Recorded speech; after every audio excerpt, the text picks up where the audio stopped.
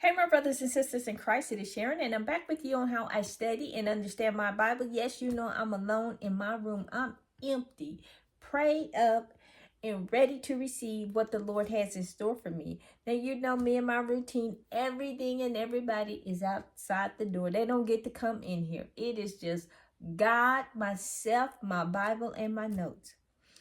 Now, let's go ahead and be about God's business here. And I'm coming to you out of Genesis chapter 47, verses 1 through 31. And as always, I start with observations. And here I see, Joseph and his family have arrived in Egypt. Joseph presents his brothers, 5 brothers, before Pharaoh.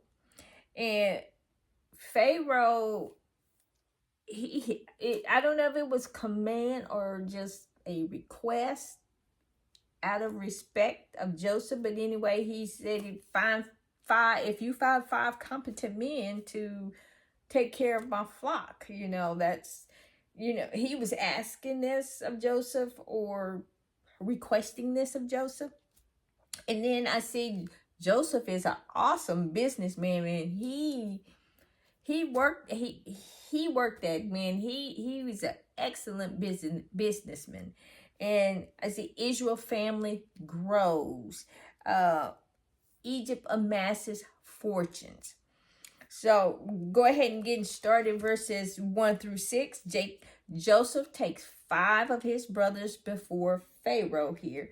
And here it says, when Joseph spoke to them, he said, "Speak my words." He was just going over the routine that he told them in last chapter 46, to tell them you are shepherds and you have your livestock here. Do the thing, even though he probably didn't have to do that because of the respect that the Pharaoh had for Joseph. Because if it had not been for Joseph, through God, Egypt would be in the world, well, the whole Middle East world over there would have been just ate up by the famine. But anyway, Joseph was just respectful. He did things in decency and in order. And but he come before Pharaoh, "My father and brothers have arrived, and here they are," and stuff. And so then Joseph, him being reunited with his family, he was just, I guess you would say, elated with that. But he followed his brothers, followed Joseph's advice. They did what he told them to do before Pharaoh. And Pharaoh, of course, granted them permission to be in Goshen, the best of the land. And he was just, again, Pharaoh was really appreciative of Joseph. And because it was through God, by God, through Joseph, Egypt was blessed. It survived the famine. And Pharaoh was just saying, if you have capable men to watch over my livestock, it's greatly appreciated. And I'm sure they did put some men over his livestock. And now their livestock was different than the Hebrews' livestock. And verses 7 through 10 here, where Jacob blesses the Pharaoh. Now, this is something that, Pharaoh was considered like a god in Egypt. The sun god Ra is who they was worshiping. So they was, in Egypt, the people saw Pharaoh as a god. But here, we see Jacob blessing. He blessed Pharaoh. Pharaoh received that blessing, and it's just kind of backwards here, because it says this means that it was remarkable for him to allow Israel to bestow a blessing upon him, because Jacob was considered lower than Pharaoh. But because Jacob is Joseph's father, Pharaoh had respect for him, not only him, for their God, because Pharaoh knew who was behind these blessings. And so, but moving on here to verses 11 through 12, where Israel takes the best of the land, and that's what he tells them, Pharaoh tells them, you take the best of the land. It says, verse 11, it says, and Joseph situated his father and his brothers and gave them the possessions of the land of Egypt in the best of the land, in the land of Ramses, which is also known as Goshen, as Pharaoh had commanded them. In verse 12, you see where Joseph provides for his entire family, his father, his brothers, mothers, cousins, nieces, nephew, everybody. The servants, everybody. He provided for them by bringing them there to Egypt and making sure they had the best. They had the best of the land, the best foods. He provided for them, and so I just made myself a note. This dreams coming true, and he not one time did he taunt his brothers to say, well, you remember that dream I was trying to tell y'all about? Now you're bowing down to me, because some people will do that. But he didn't. He remained humble through the whole thing. It wasn't time for that kind of nonsense, because at that time the world was in trouble. And so moving on to verses 13 through 14 here, the early years of the famine, the money begins to pour in. And I mean, the famine was, you could say it was all in upper northern Africa, all the way up towards what we would call Iran now.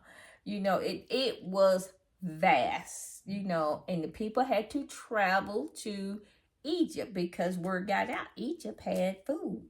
They had grains and stuff. So it was vast, and money poured in because Joseph had set up a system. Okay, you got to pay for this grain. You got to pay for what we giving you. It wasn't just, okay, we just handing it out to you. We just, here you go. He set up a system. You have to pay for it, and the people that they pay, and I'm sure the prices was reasonable because Joseph was not a greedy person. He had, I guess, plenty of time to be humble, and that's what he was. And in verse 15 it says, and so when the money failed in the land of Egypt and in the land of Canaan, all the Egyptians came to Joseph and said, give us bread give us bread, for why should we die in your presence? For the money has failed. Then Joseph said, give your livestock and I will give you bread, and your livestock, I will give you bread for your livestock if the money is gone. So when the money was gone, they sold livestock to them, again amassing great wealth for Pharaoh, or the land of Egypt. And Joseph he was very honest. He turned everything over to Pharaoh. If he brought in $10,000 or whatever their currency were, shekels, he turned in 10,000 shekels. That's the character of Joseph. That's just who he was.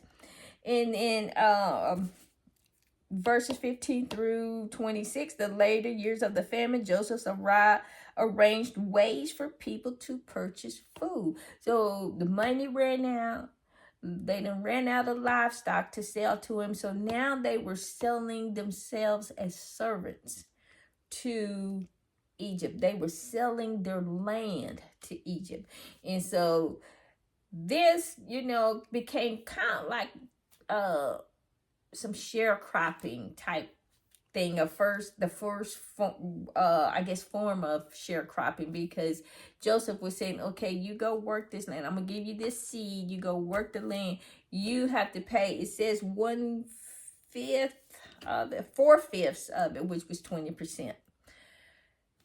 That's what they had to pay. So basically, Egypt was getting a 20% tax from everybody, which was bringing in wealth for them, because Egypt had water due to the great, it's called the Fayum, where they did the canals. This was all in preparation for this famine, but they had dug canals. They was sending the water out from the Nile, and the Nile flowed north, so it was going up towards the north, towards the Mediterranean Sea, and it branched out, kind of forming like a tree, with all of these canals and levees and all of these things, but they had water.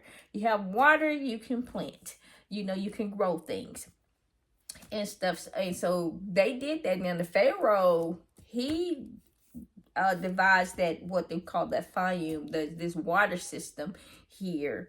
So him and Joseph worked together on these things. But anyway, they were able to plant and grow things around this region here. And the people agreed, okay, yes, give us the seed, we'll go work this land. And they paid them 20%. That's a lot of money, and over, I think they had like 4, 5, 6 years. No, it was about 4 or 5 years left of that famine. So they kept growing and growing. Egypt kept growing and growing, amassing fortunes. That's why it was like the wealthiest nation in that time, the world, for them. In the world, they were the number one nation. And so, and then here we see that verses 24 through 26 here, it was just saying that Joseph was not unfair. He was a fair, honest businessman, and that's when he was instituted that 20% tax on the people. And if you treat people right, people will treat you right. But in this day and time, that isn't always the case. But as Christians, we still have to do that which is right, no matter how ugly the other person is towards us, because we know at the end we win. But moving on here, verses 27 on through 31 here, we see in verse 27 that when Israel, Jacob, and his family, they dwelt in the land of Egypt, in the country of Goshen, and they had possessions there and grew and multiplied exceedingly. So here we see God is fulfilling a promise he made to Abraham. He is fulfilling this because, it says the Jewish people there, they multiplied exceedingly. It was seemed like every month a child was born. That's how fast they were growing. This is where God was making a nation. So it's making this nation out of Abraham and Sarah. And so, and in verses 28 through 30, here we see this is where Jacob calls Joseph, and he's aging. He's been there, I think, like 104. He's been in Egypt 17 years, and then he's like 140 some years old now, and his life is ending. And so he's called Joseph in and made him stick his hand under his thigh and to swear to him that he would not bury him there in Egypt, but bury him in the place of his fathers, where his fathers were buried. And Joseph swears to that, and then Jacob musters all his strength up, and he stands, and then he bows, and he's not bowing to Joseph, but he's bowing before God. And here we see God's promise to Abraham, to Isaac, and to Jacob. It is being fulfilled in this chapter here. Well, this was in my Bible study for Genesis chapter 47. As always, it's a blessing to get to share God's word with you. You be blessed, be safe, and remember to hit the like and subscribe button. Bye now.